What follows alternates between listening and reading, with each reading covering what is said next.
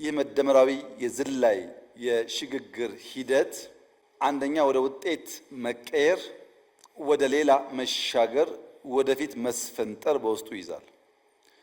ነባር አቅሞችን ወደ ውጤት መቀየር አሉ አቅሞች እዚህም እዚያም።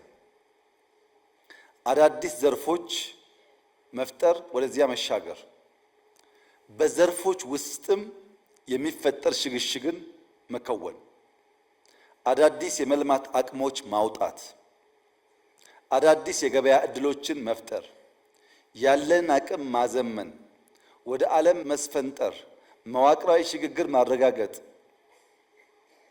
ዕውቀት እንደ ምርት መጠቀም፣ ችግር ፈተና ከውስጡ ሊፈለቀቅ የሚችል እድል ካለ ችግር ወደ እድል ወይም ወደ ኦፖርቹኒቲ መቀየር ነው።